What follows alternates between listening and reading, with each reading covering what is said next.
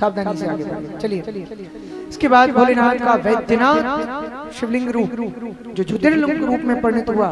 आप लोगों ने महाराज इस स्थान को अगर ढूंढना है, कभी दर्शन करने जाना है, तो आप लोगों को चलिए इनकी लोकेशन भी बताता हूँ। इनकी लोकेशन 3 जगहों पर पाई गई है। इसमें मतांतर है, कुछ लोग इधर मानते हैं, कुछ लोग इधर मानते हैं। ध्यान से सुनोगे आपको जगह पता चल जाएगी।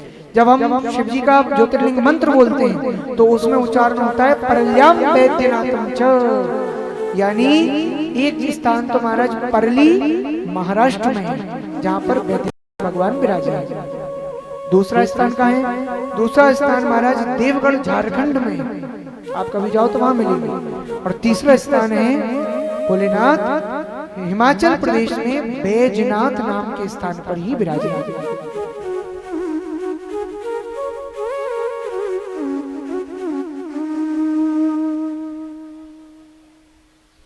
जय हो, बोलो पार्वती मैया की। अब देखो इसके बाद क्या हुआ, भोलेनाथ ने अपना स्थान कैसे चुना, चलिए देखिए।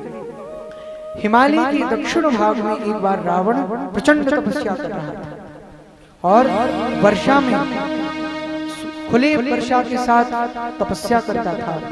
गर्मी में चारों तरफ पंचाग्नि लगा करके गर्मी में तपता हुआ तप करता था, और जब सर्दियां आती थी तो जल में खड़े होकर तपस्या करता था। ऐसा कठोर तप किया, फिर भी शिव जी बाहर नहीं आए, उसके आगे प्रकट नहीं हुए। फिर उसने और कठोर तप किया, फिर भी प्रकट होता ना देखा, तो उसने अपने शीश काटना शुरू कर दिए। और जैसे पहला, दूसरा, तीसरा, चौथा काटते काटते 9 सिर काटे थे, अचानक भोलेनाथ प्रकट हो गए। शंकर भगवान प्रकट होकर भोलेनाथ ने उसको उसका मन चाहा वरदान देने के लिए तत्पर होना बताया। तब उसने कहा, भोलेनाथ मैं चाहता हूँ पहला वरदान तो कि मैं आपको अपने साथ लंका ले जाना चाहता हूँ, आपके लिंग विग्रह को मुझे प्रदान करें, और दूसरा आप मुझे अति बल प्रदान करें, अति बलवान।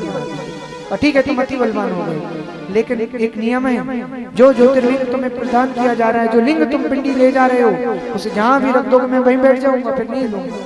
बस कहना ही था कि रावण उनको ले जाने लग गया। लेकिन थोड़ी देर बाद शिव जी की लीला हुई। कथा तो बहुत सी कहती है भाई विष्णु भगवान कुछ बन के आए, कहीं कोई आए, लेकिन वास्तव में मूत्रोत्सर्ग की बेग होने के कारण से, उसको लघु शंका लगने के कारण रावण ज्यादा चल नहीं पा रहा। तभी एक उसके सामने गोप और आ गया। वैसे तो बहुत संयमी था, लेकिन क्योंकि गोप सामने उसे दिख गया तो उसको उसने वो लिंग पकड़ा दिया। अब तू भैया इसे जरा सी देर पकड़ ले, मैं अभी आता हूँ। और महाराज जब मूत्र उत्सर्जन करने गया तब उस समय एक मुहूर्त का समय रावण को लग गया। इतनी देर वो पकड़ नहीं पाया गोप, तो उसने वहीं बिठा दिए भगवान। तो वहीं पर भोलेनाथ विराजमान हो गए। रावण ने वहीं शिव जी की पूजा करी। ऐसा शुद्ध लिंग ऐसी तपस्या से प्राप्त कि देवताओं ने भी, रावण ने जहाँ पूजा करी स्वयं आकर के पूजा करी। इसके बाद रावण अपने स्थान को चला गया। बाद में नारद जी ने कहा, एक बार इसके पास आकर बात करी। नारद जी ने एक बार बात करी, महाराज स्वयं आए और रावण के मन में उसके कान भर दिए।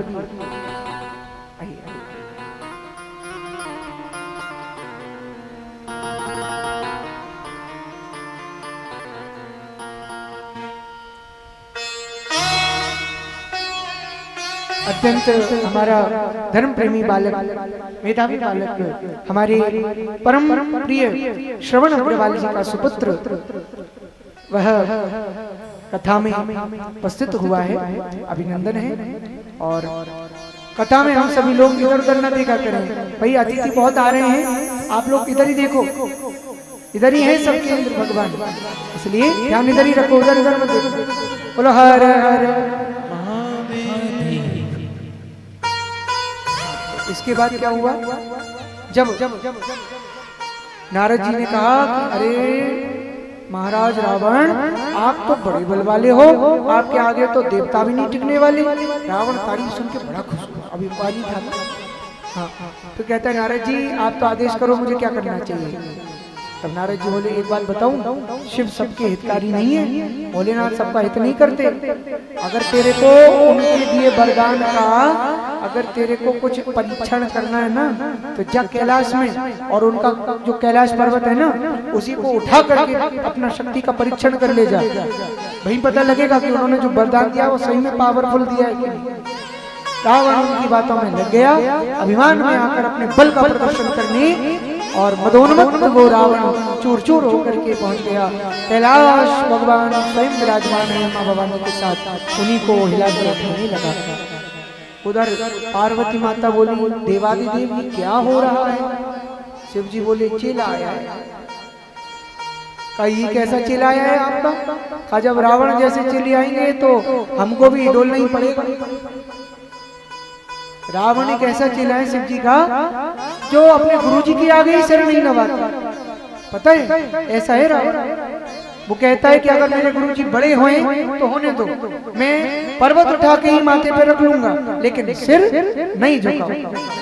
इसी अभिमान में आखिरकार रावण का अंत कर दिया। भोलेनाथ तो अवतार बदल के भी आए थे, हनुमान जी बनकर भी रावण से लंका जलाने वाले प्रसंग में दरबार में हाथ जोड़कर कह रहे थे, हे स्वामी, हे प्रभु, ऐसे बात कर रहे थे। और रावण खल तो निकट मृत्यु अब आई, खल कह रहा है, दुष्ट कह रहा है। क्या है? अभिमान। गुरु सामने, भगवान सामने, जिनके लिए सर चढ़ाए थे वो सामने, उनके आगे भी झुकना पसंद नहीं, पहचान नहीं रहा, क्योंकि अभिमान अंधा कर देता है। इसलिए कहते हैं अभिमान में न आना, इतना ख्याल रखना कि राह बड़ी कठिन है, पांव संभाल कर। हर हर महादेव, ये मन बड़ा चंचल है,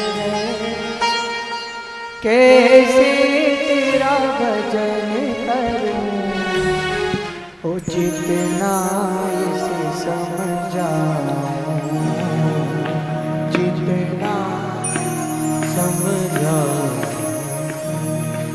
उतना ही मचल जाए, भोले तेरे चरणों की, ओ बाबा तेरे चरणों की।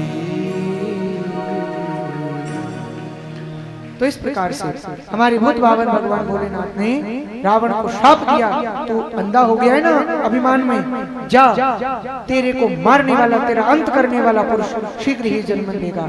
और उसी श्राप के कारण राम जी का अवतार अब जल्दी हो गया। पर वहीं पर इस पर जो दबने वाली शिव जी के पैर के दबाव से स्तुति करी, उसी को हम शिव तांडव के नाम से भी जानते हैं। जटाटवी गलज्ज्वल प्रवाह पावितस्थले, गले वलंबलंबितं भुजंगतुंगमालिकां, डमड्डमड्डमड्डमन्निनादवड्डमरवयं चकार चण्डताण्डवं तनोतु नः शिवः। जटाकटाह सम्भ्रमं भ्रमन्निलिम्पनिर्झरी, विलोलवीचिवल्लरी विराजमानमूर्धनि, धगद् धगद् धगज्ज्वलल्ललाटपट्टपावके, किशोरचन्द्रशेखरे रते प्रतिक्षणं मम। पूजावसान समय दशवक्र गीतम यह शंभु पूजनम अत स्थिरां रत गजेंद्र तुरंग युक्तां सुमनोहरां शंभु तवाल राखी। इस तरह रावण ने स्तुति कही। और ये हुआ भगवान का कौन सा ज्योतिर्लिंग? बोलो, नवा ज्योतिर्लिंग, जिसको वैद्यनाथ भगवान के नाम से जानते हैं। तो बोलो वैद्यनाथ भगवान की जय हो। वैद्यनाथेश्वराय वैद्यनाथेश्वराय, हरे हरे बोले नमः शिवाय।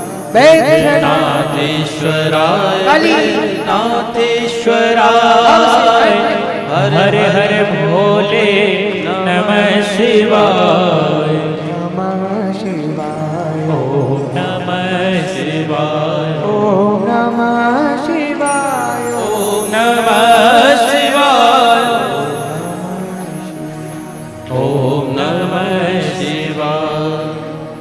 आगे सुनिए। इसके बाद भोलेनाथ ने नागेश्वर